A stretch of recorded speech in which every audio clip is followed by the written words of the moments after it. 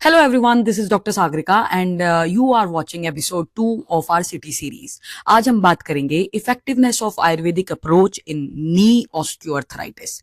So this is an international RCT which prove Ayurved works in osteoarthritis. तो जो लोग सोचते हैं क्या आयुर्वेद सच में काम करता है या सिर्फ एक बिलीफ सिस्टम है, आज मैं आपको ऐसे इंटरनेशनल आरसीटी ट्रायल के बारे में बताने वाली हूँ जो जर्मनी में हुआ है और जिसने आयुर्वेद को डायरेक्टली मॉडर्न ट्रीटमेंट से कंपेयर किया है. So this study was published in journal Osteoarthritis and Cartilage, one of the top journal of joint diseases. हम सबको पता है और पता होना चाहिए. ये स्टडी जर्मनी और इंडिया के कोलैबोरेशन में हुई जिसमें research from karate medical university Berlin और आयुर्वेदिक रिसर्च बॉडी शामिल थे. सबसे इंटरेस्टिंग बात, पेशेंट जर्मनी के थे, मतलब वेस्टर्न क्लिनिकल सेटिंग में आयुर्वेद को टेस्ट किया गया. यह एक रेंडमाइज्ड कंट्रोल ट्रायल था, यानी सबसे रिलायबल साइंटिफिक मेथड होता है आरसीटी, रैंडम कंट्रोल्ड ट्रायल. फिर टोटल 150 पेशेंट थे विद नी ऑस्टियोआर्थराइटिस.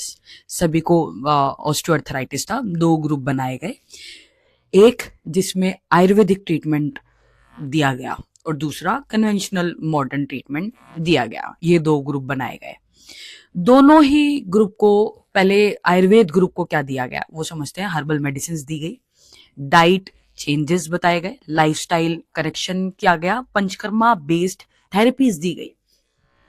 जबकि जो दूसरा कन्वेंशनल ग्रुप था उनको पेन किलर्स दिए गए, फिजियोथेरेपी दी गई और स्टैंडर्ड केयर दिया गया. अब सबसे इंपॉर्टेंट क्वेश्चन, रिजल्ट क्या आया?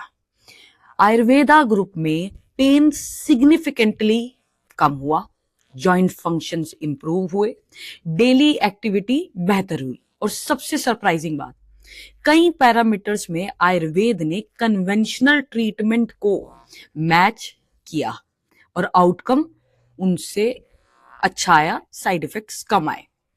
अब WOMAC स्कोर होता है जो ऑस्टियोआर्थराइटिस का स्टैंडर्ड मेजरमेंट है, उसमें आयुर्वेद ग्रुप ने बेहतर इंप्रूवमेंट दिखाया.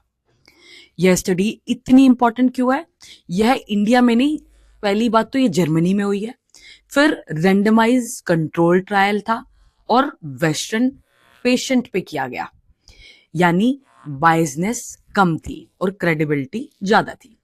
यही रीजन है कि स्टडी को ग्लोबल लेवल पर आयुर्वेद के स्ट्रॉन्गेस्ट एविडेंस में गिना जाता है.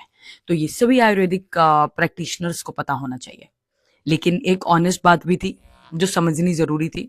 आयुर्वेद कोई मैजिकल क्योर नहीं है और ये हर डिसीजेज में मॉडर्न मेडिसिन से कंपेयर नहीं करता.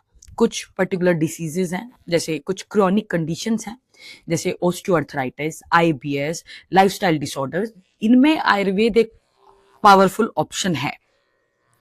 तो अगली बार जब भी कोई बोले कि आयुर्वेद साइंटिफिक नहीं है, आप कॉन्फिडेंटली बताइए कि इंटरनेशनल आरसीटीज बहुत सारी मौजूद हैं.